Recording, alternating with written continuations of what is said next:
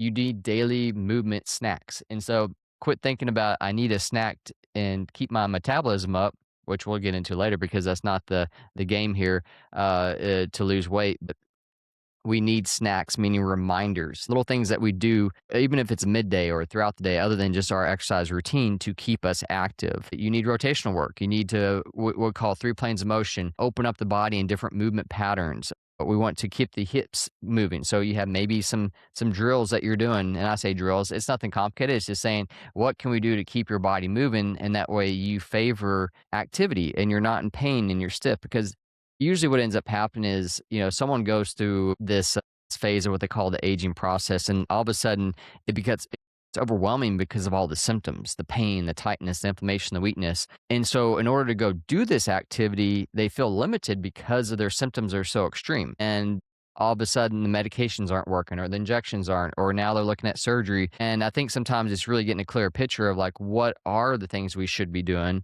to avoid these symptoms from overtaking us before we get to that stage. So you want to be a little bit proactive. Now, if you're in a situation where you're a little bit reactive, which I think it happens a lot for us, then no worries. Let's just figure out the game plan. Let's look at what's there. What do we need to address and meet your body where it's at? So you don't need to be loose everywhere, but you need motion where it matters the most. And that is true human functional performance as far as your ability to move to perform the activities you like. So when you move into more of the strengthening part, this is really, you understand the movement phase, meaning like this is important because this is your ability to do the activity. But strength is really your insurance policy. It's saying, okay, even if I have the movement, can my body support me in these different movement patterns? And again, it doesn't mean you're doing extreme stuff, but it could be simple as far as getting off the floor. That's a huge thing I notice over a period of time of people have such a hard time even just kneeling down to the ground to maybe tie their shoe or kneeling back up, standing back up from the ground. It's a very hard thing for people to transition because of the lack of